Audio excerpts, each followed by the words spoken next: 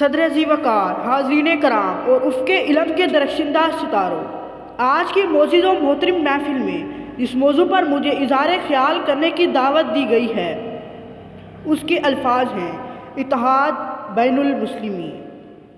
آج کا موضوع وضاحت طلب نہیں ہے، ہم سب مسلمان ہیں اور مسلمان ہونے کی حیثیت سے قرآن و حدیث، خدا اور رسول پر ہمارا ایمان اور قرآن پاک میں ارشاد باری تعالیٰ ہے وَاعْتَصِمُوا بِحَبْلِ اللَّهِ جَمِيعًا وَلَا تَفَرَّقُوا، اور اللہ کی رسی کو مضبوطی سے تھامے رکھو اور منتشر نہ ہو۔ جناب صدر، لیکن ایک حقیقت ہے کہ مسلمانوں میں ایام جاہلیت کے امراض پیدا ہو گئے، ایک بار پھر مسلمان رنگ و نسل کے مصنوعی امتیازات کے سحر میں گرفتار ہو گئے۔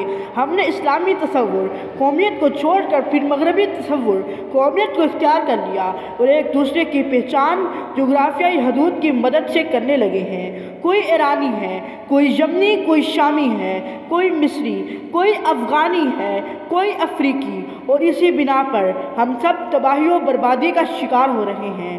آج ایران اور عراق آپس میں برسر پیکار ہیں، حالانکہ دونوں مسلمان ملک ہیں، دونوں کا عقیدہ ایک ہے، صرف عربی اور عجمی کا تعصب وہاں کار فرما ہے۔ غبار آلودہ رنگ و نسب ہے بالوں پر تیرے، تو اے مرغے حرم اڑنے سے پہلے پرفشاں ہو جا۔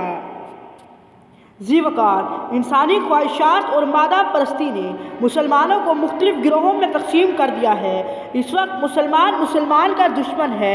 آج افغانستان میں مسلمانوں کا شکار وسیع پیمانے پر کیا جا رہا ہے۔ ملت اسلامیہ نے الفت و محبت کا پیغام فراموش کر دیا ہے اور وہ ٹکڑے ٹکڑے ہو گئے ہیں۔ ہوس نے کر دیا ہے ٹکڑے ٹکڑے نوع انساں کو، اخوت کا بیاں ہو جا، محبت کی زباں ہو جا۔ جناب صدر، آج کوئی اپنے ہندوستانی ہونے پر فخر کرتا ہے اور کوئی افغانی اور ایرانی عراقی ہونے پر نازا ہے۔ یہ تو ایسے ہی ہے جیسے کوئی سمندر کی وسعتوں کو چھوڑ کر ساحل پر بیٹھ کر زندگی گزارنے لگے۔ یہ ہندی وہ خراسانی، یہ افغانی وہ تورانی، تو اے شرمندہ ساحل اچھل کر بے کرا ہو جا۔ جناب صدر، اس وقت ساری دنیا میں جس قدر قدرتی وسائل کے مالک مسلمان ہیں اور جس قدر دولت ان کے پاس ہے، اگر یہ متحد اور متفق ہو جائیں، سب ایک مرکز پر جمع ہو جائیں اور ایک مرکزی اسلامی حکومت کے زیر نگی آ جائیں تو آج مسلمان دنیا کے سپر پاور بن سکتے ہیں۔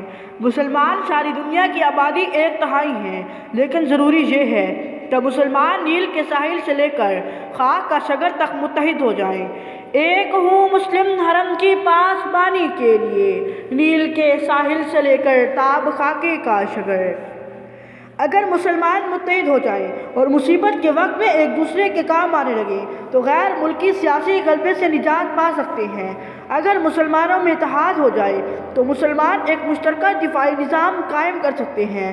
اس وقت عرب کی طاقتیں بکھری ہوئی ہیں، ہندوستان مکاری سے ایشیا کی سب سے بڑی قوت بنا ہوا ہے، عرب ممالک میں امریکہ اپنے پنجے گاڑ رہا ہے۔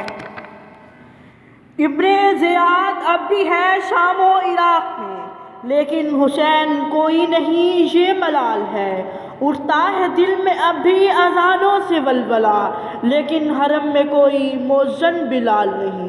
جناب صدر، غور کا مقام ہے کہ ہم سب کہاں کھڑے ہیں۔ اسلامی کانفرنسیں کرنے سے مسئلے حل نہیں ہوں گے۔ اس وقت مسلمانوں میں اجتماعی سوچ اور فکر کی ضرورت ہے تاکہ دنیا کے ہر خطے کے مسلمان متحد ہو جائیں۔ شکریہ۔